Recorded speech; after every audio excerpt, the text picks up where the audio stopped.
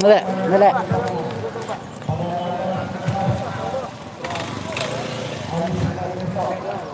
Assalamualaikum.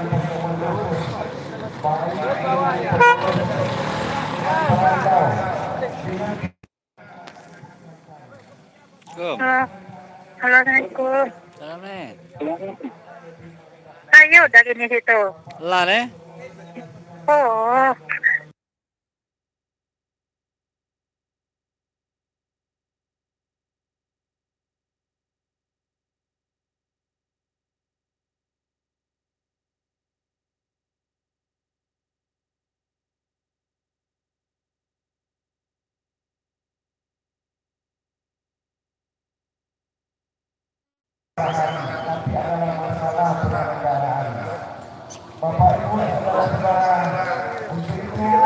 Assalamualaikum sanak sadaya. Hari ini kita live streaming di Lapang Kubang. Salat Id Idul Adha 1443 Hijriah.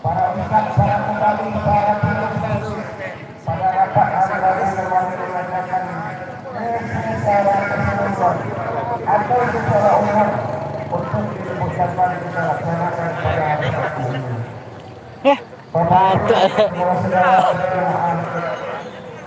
Yang kami banggakan. Terakhir Bapak dan Ibu, kami berharap pada tahun ini kepada seluruh panitia yang kompak untuk dapat mendukung penyelenggaraan pelaksanaan korban secara yang terbaik untuk tahun ini. Berdasarkan informasi perusahaan untuk jumlah korban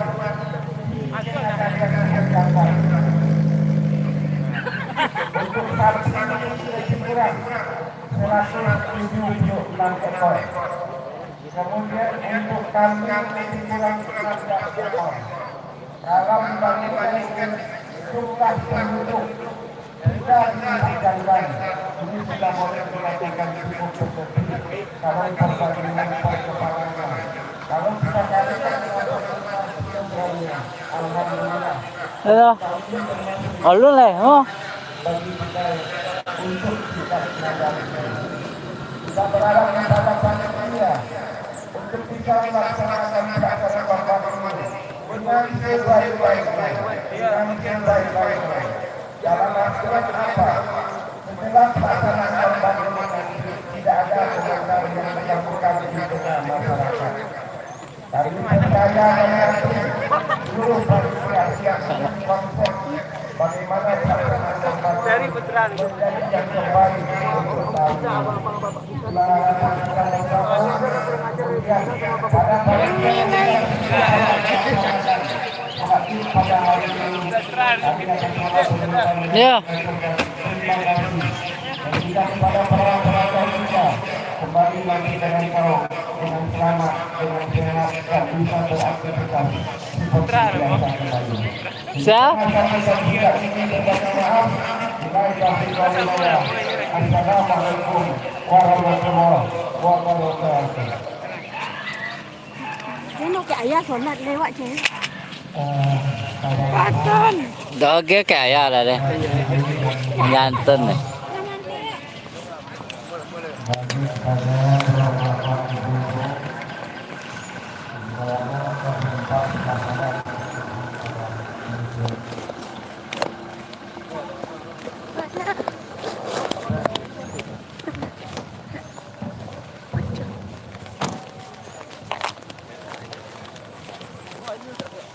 Itu leh salat. Aku tahu.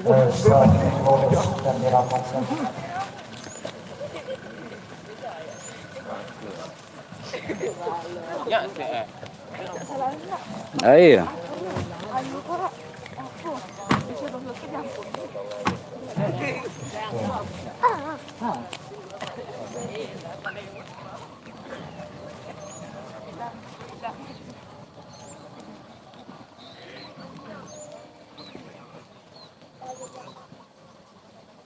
الله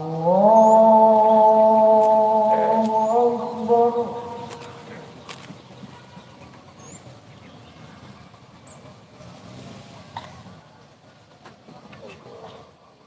الله أكبر.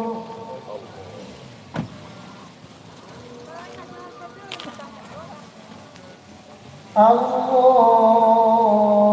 أكبر.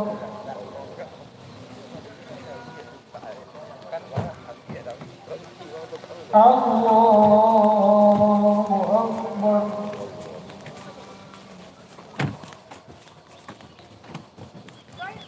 الله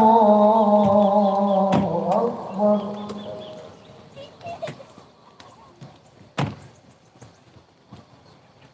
الله أكبر.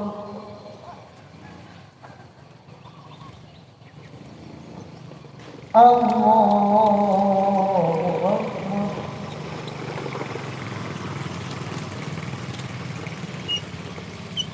بسم الله الرحمن الرحيم. الحمد لله رب العالمين. الرحمن الرحيم. مالك يوم الدين.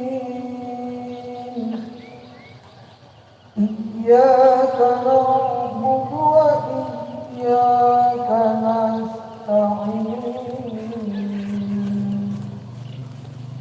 اهدنا الصراط المستقيم. صراط الذين أنعمت عليهم غير المغضوب عليهم ولا الضالين.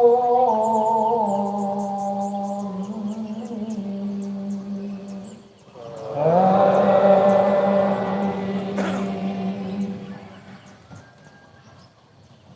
لن تنالوا البر حتى تنفقوا مما تحبون وما تنفقوا من شيء فإن الله به عليم. كل الطعام كان حلا لبني إسرائيل إلا ما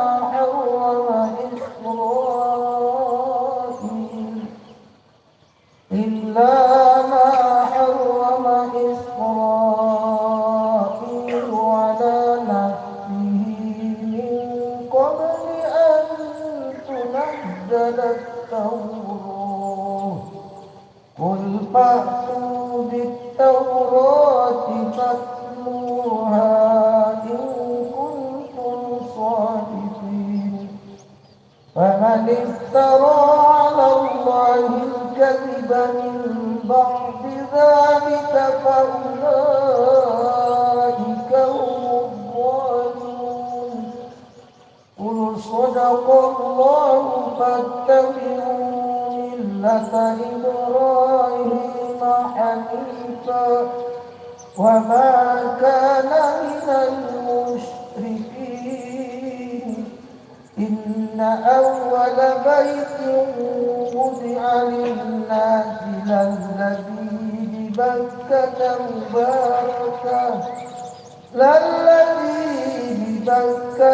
مباركا وهدى للعالمين. فيه آيات بينات مقام إبراهيم ومن دخله كان آمنا. ولله على الناس حج البيت من استطاع إليه سبيلا ومن كفر فإن الله غني عن العالمين. الله أكبر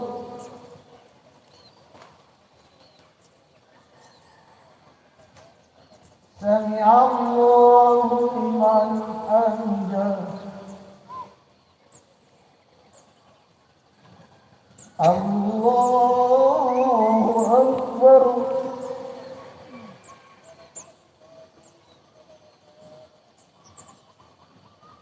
الله أكبر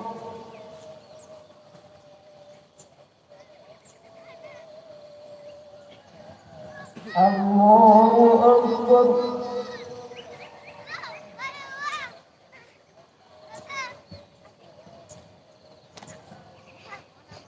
الله أكبر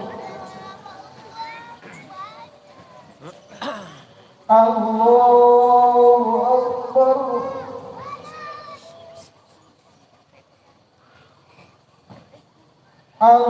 الله أكبر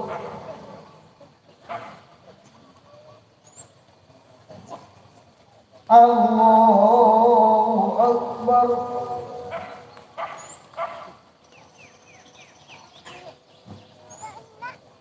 الله أكبر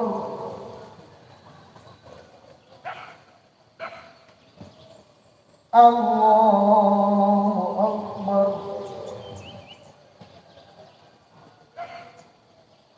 بسم الله الرحمن الرحيم الحمد لله رب العالمين الرحمن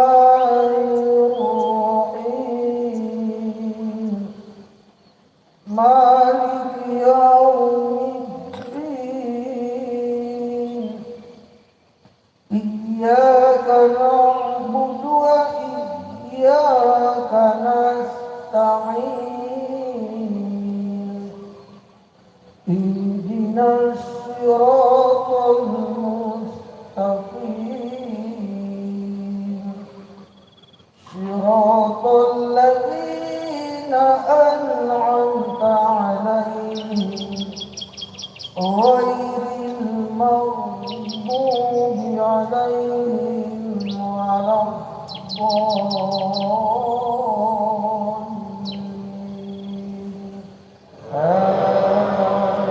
آمين إنا أعطيناك الكوثر فصل لربك وانحر إن شانئك هو الأبتر الله أكبر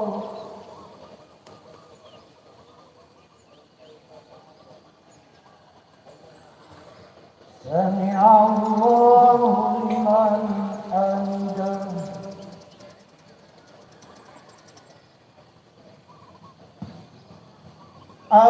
الله أكبر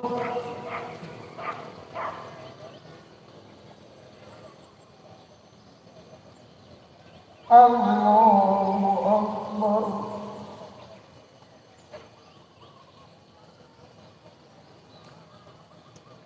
الله أكبر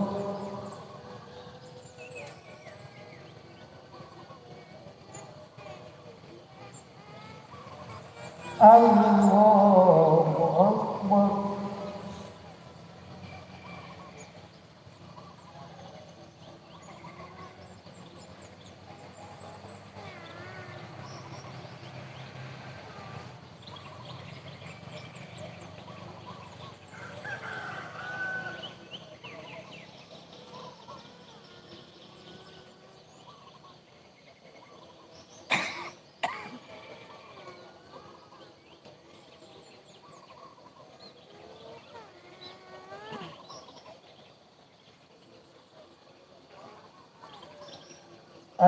السلام عليكم ورحمة الله السلام عليكم ورحمة الله.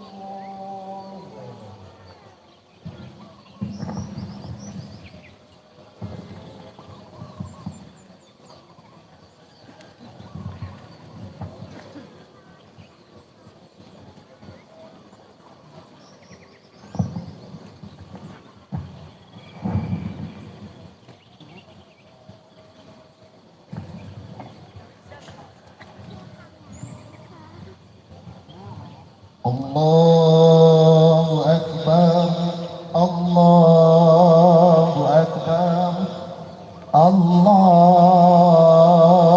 Akbar, Allahu Akbar, Allahu Akbar, Allahu Akbar, Allahu Akbar, Allahu Akbar, Allahu Akbar, walillahil hamd. Alhamdulillah wa bihi nasta'inuhu wa nastaghfiruhu wa na'udzu billah min shururi anfusina wa min sayyiati a'malina. May yahdihillahu fala mudilla lahu wa may yudlilhu fala hadiya lahu. أشهد أن لا إله إلا الله وحده لا شريك له الملك الحق المبين وأشهد أن محمدا عبده خاتم الأنبياء والمرسلين اللهم صل وسلم على محمد وعلى آله وصحبه أجمعين أما بعد فيا عباد الله أوصيكم بنفسي بتقوى الله وطاعته لعلكم ترحمون.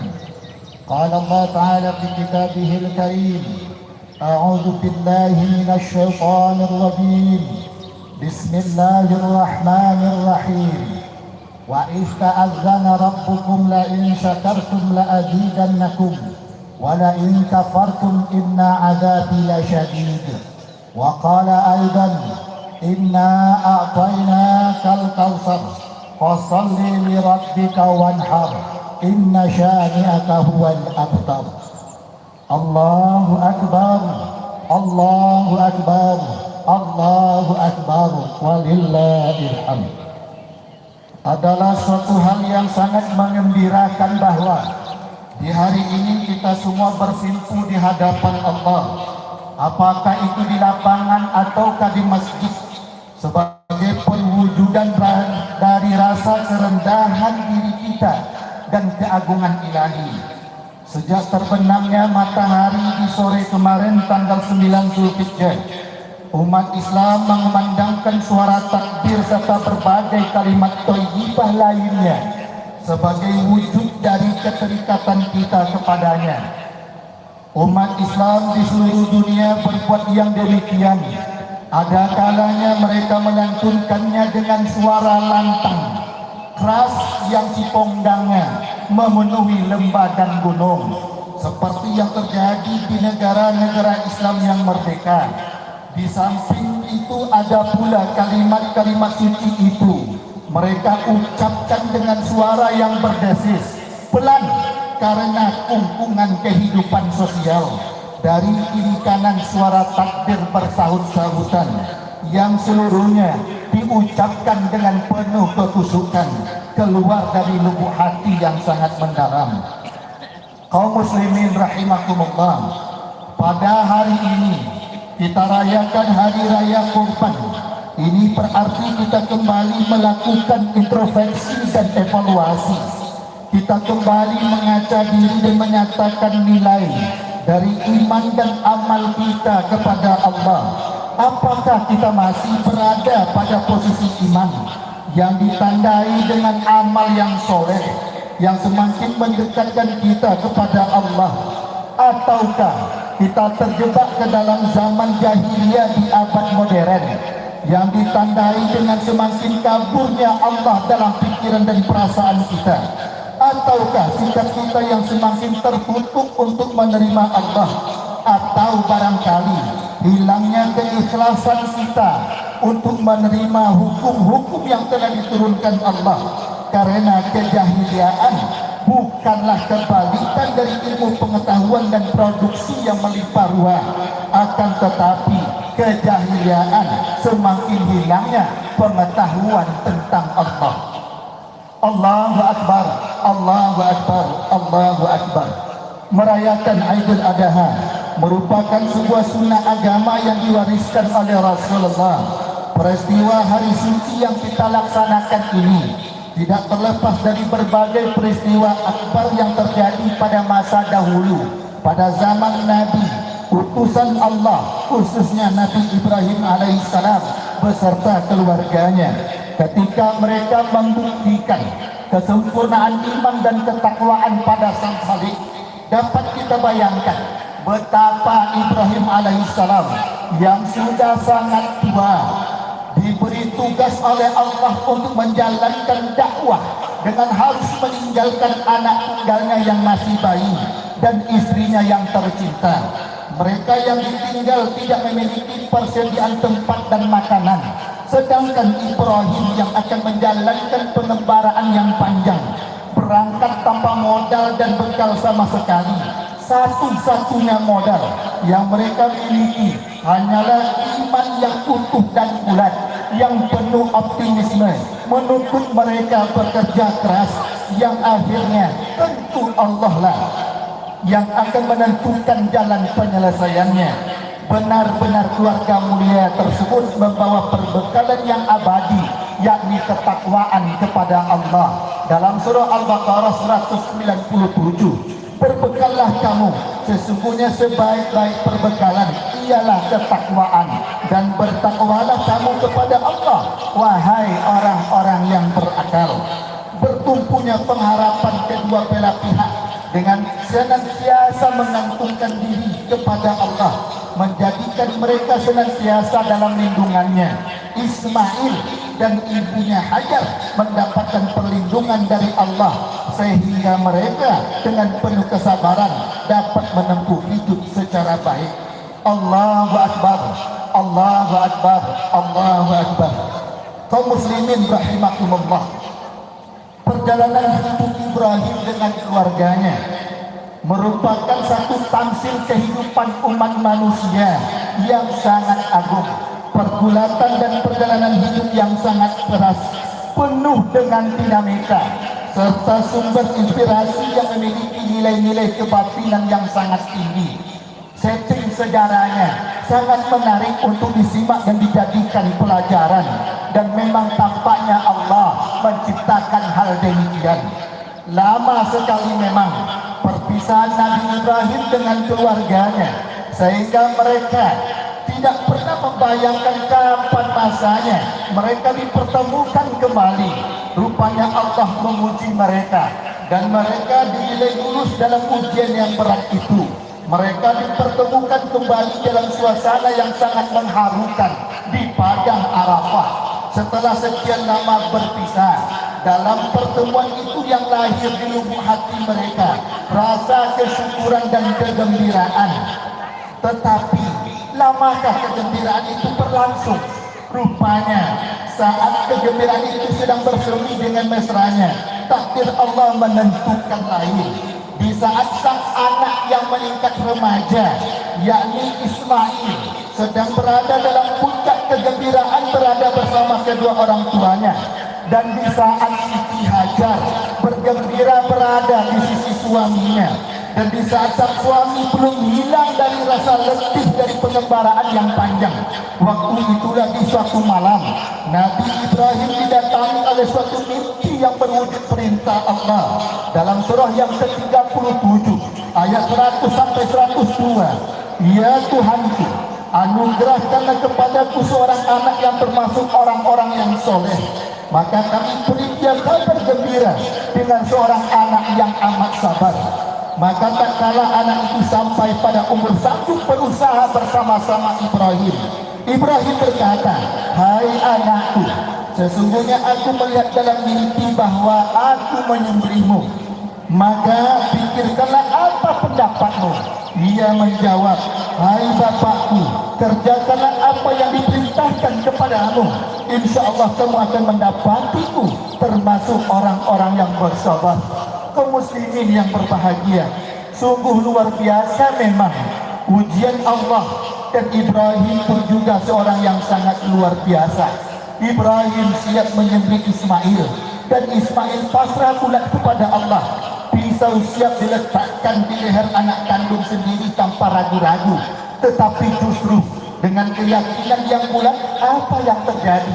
Allah benar-benar meletakkan ujian itu bagi keluarga yang soleh ini. Dan Ibrahim sekeluarga lulus dari ujian dengan jawaban yang pasti dan benar. Akhirnya kepatuhan ini dibalas oleh Allah dengan imbalan yang sangat besar, yakni Ismail tidak jadi disembelih dan diganti dengan seekor kibas. Diceritakan dalam surah As-Saffat ayat 103 sampai 107. Allahu Akbar, Allahu Akbar, Allahu Akbar. Kaum muslimin sekalian, sebenarnya kenapa ibadah kurban itu disyariatkan kepada kita, dan apa rahasianya serta hikmah yang terkandung di dalamnya? Yang pertama, ibadah kurban bisa mengantarkan kita menjadi insan yang bertakwa. Sesungguhnya esensi atau hakikat dari ibadah bukanlah terletak pada daging binatang yang kita sembelih, melainkan terpancar nilainya berdasarkan motivasi yang melatar belakangi mengapa seseorang itu berkorban. Janganlah dikira bahwa yang akan dinilai oleh Allah adalah dagingnya atau darah dari hewan korban itu. Semua itu hanyalah lambang kepatuhan dan ketaatan yang buahnya akan dirasakan oleh masyarakat kita. Secara tegas Allah ingatkan kepada kita dalam surah Al-Hajj ayat 37, la yanalallaha luhumuha wala dima'uha walakin yanaluhu taqwa minkum kadzalika sakhara lakum litukabbirullaha ala ma hadakum wa basyiril muhsinin. Daging-daging serta darahnya itu sekali-kali tidak dapat mencapai keridhaan Allah, tetapi ketakwaan dari kamulah yang dapat mencapainya.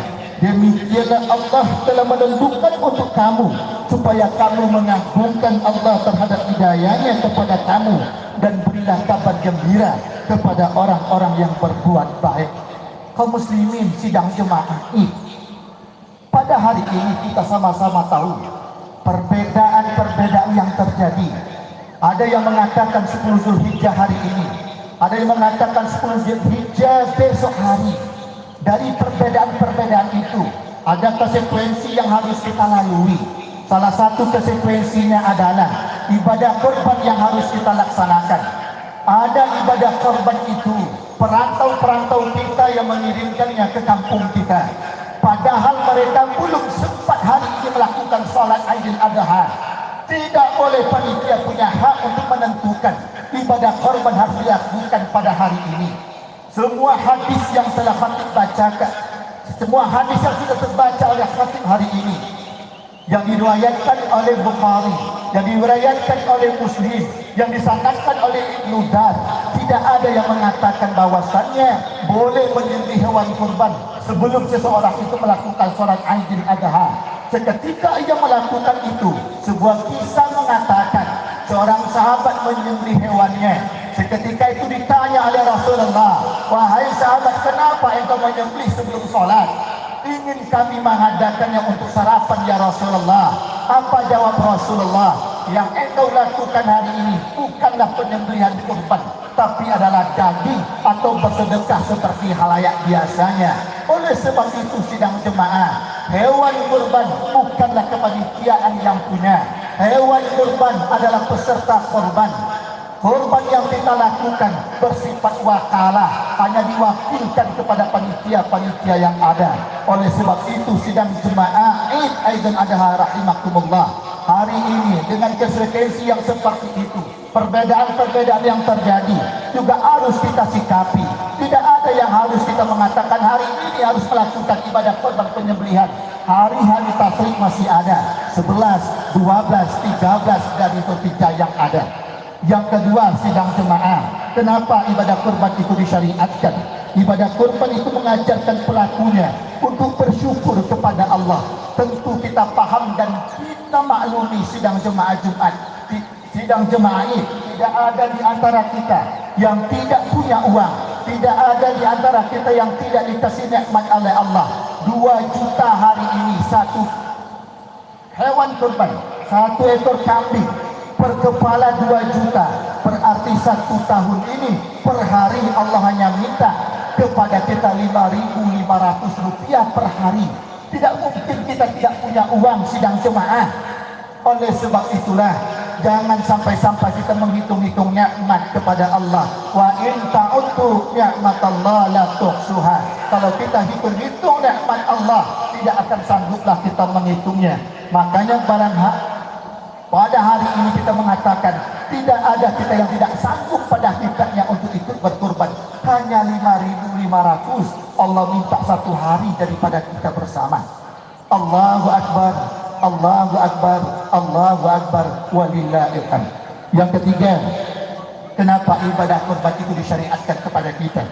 Ibadah kurban itu juga mengandung arti kebersamaan. Dilihat dari aspek perintahnya, kurban merupakan salah satu dari pelaksanaan ibadah ritual. Tetapi dilihat dari segi manfaatnya, ibadah kurban mengandung dimensi sosial. Dalam hidup ini manusia tidak mendapatkan pembagian rezeki yang sama. Sebagian orang ada yang bekerja keras siang dan malam tapi mendapatkan hasil yang sedikit. Sebaliknya ada orang yang bekerja sedikit tapi mendapatkan hasil yang banyak. Oleh sebab itu, bagi orang-orang yang mendapatkan hasil yang lebih dari yang lainnya, diperintahkan oleh Allah untuk memberikan nikmat tersebut kepada saudaranya, termasuk kelompok du'afa, baik dengan cara berinfak, bersedekah, dengan menyantuni anak yatim, memberikan makan fakir miskin, maupun melalui ibadah kurban yang dilaksanakan 1 kali dalam setahun. Dengan demikian, maka akan terjalinlah hubungan yang harmonis antara orang yang berharta dengan orang-orang miskin, yang pada gilirannya akan menimbulkan manfaat yang besar dalam kehidupan nyata. Orang miskin akan terpelihara hatinya karena kedermawanan dari orang-orang kaya, sedangkan orang kaya akan dipelihara hartanya oleh orang-orang miskin. Allahu Akbar, Allahu Akbar, Allahu Akbar. Pada saat ini apalagi kita rasakan terjadinya kesenjangan sosial antara orang kaya dengan orang miskin, ditambah lagi dengan hancurnya kondisi kebersamaan pada masyarakat kita. Mulai dari dulu masyarakat Aceh, Sidoarjo merupakan contoh dekat yang harus kita ambil maknanya. Berapa banyak fasilitas umum yang dibakar, rumah pribadi yang dihancurkan, korban yang sudah berjatuhan, pendidikan yang telah terabaikan. Dan semua itu merupakan akibat langsung dari hilangnya rasa kebersamaan. Belum lagi sidang jemaah, saudara-saudara kita yang ada di Palestina, saudara-saudara kita yang ada di Rohingya. Tidak terhitung lagi betapa banyak sudah nyawa yang hilang sia-sia, seolah-olah tidak ada nilai yang harganya. Oleh sebab itu kita selalu bertanya, apakah di hati anak bangsa ini hanya ada kebencian demi kebencian saja, tidak ada lagi rasa kasih sayang yang ada. Sangat penting dalam pembentukan sikap spiritual umat, bukan hanya sekedar makan daging yang dimasak dengan berbagai masakan. Hal ini kita lihat, kenapa harus kambing, kenapa harus unta, kenapa harus kerbau, kenapa harus sapi yang harus kita korbankan, tidak ayam saja kita korbankan. Makanya hendaknya dari situ dapat kita lihat hewan-hewan yang disebutkan tadi itu adalah binatang yang pada intinya tidur dia tetap makan, bangun dia tetap makan. Makanya oleh sebab itulah menyembelih hewan tersebut adalah menyembelih sifat kebinatangan yang ada pada diri kita manusia ini. Pertama sifat sukoniyah, yang kedua sifat saifoniyah, yang ketiga sifat sufiyah, dan yang keempat sifat batiniyah. Dari itu kaum muslimin yang berbahagia, melalui pemotongan hewan kurban tersebut kita mencoba mengikis beberapa sifat dan karakter yang telah disebutkan di atas. Adapun manfaat yang paling penting juga dari kurban itu, selain daripada fungsi sosial di dunia, maka anggota korban dia yaumil qiyamah mendapatkan satu nilai yang tak terhingga. Azimu adhayakum fa inna ala siratil mustaqim. Agungkanlah korban kamu karena ia pada hari kiamat akan menjadi kendaraan di atas titian siratil mustaqim. Fa'tabiru ya ulil absar la'allakum tuflihun.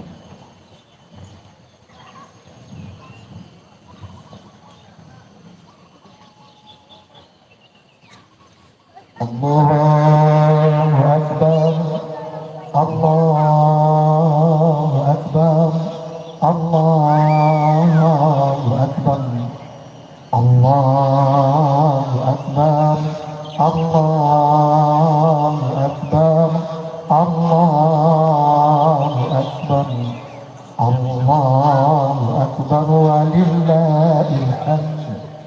Alhamdulillahilladzi sadaqa wa'dahu wa nasara 'abdahu wa azza wa ahdamal ahdaba wahdahu. Asyhadu an la ilaha illallah wahdahu la syarika lah al-malikul haqqul mubin. Wa asyhadu anna Muhammadan abduhu khatamul anbiya'i wal mursalin. Allahumma shalli wa sallim ala Muhammadin wa ala alihi wa sahbihi ajma'in. Amma ba'du, ayuhal muslimun al-kiram al-muttaqun rahimakumullah. Ittaqullaha haqqa tuqatih wa la tamutunna illa wa antum muslimun. Qala Allah ta'ala fi kitabihil karim. A'udzu billahi minasy syaithanir rajim. Bismillahirrahmanirrahim. Qul huwallahu ahad, Allahus samad, lam yalid wa lam yulad wa lam yakul lahu kufuwan ahad. Wa qala aidan innallaha wa malaikatahu yusholluna 'alan nabi. Ya ayyuhalladzina amanu shallu 'alaihi wa sallimu taslima. Allahumma salli ala Muhammad wa ala ali Muhammad kama sallaita ala Ibrahim wa ala ali Ibrahim fil alamin innaka Hamidum Majid. Allahumma ighfir lil muslimin wal muslimat wal mu'minin wal mu'minat al ahya'i minhum wal amwat.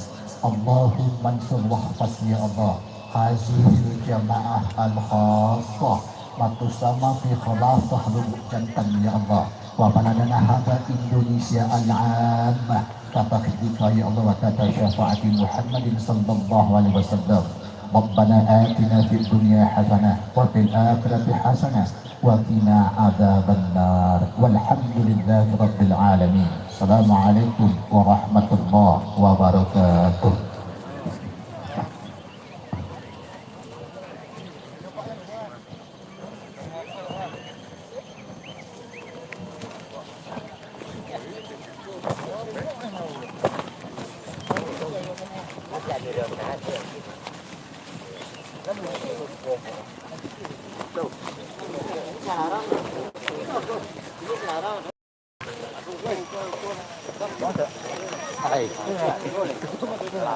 Wah. Apa bikin mama? Lontong wah.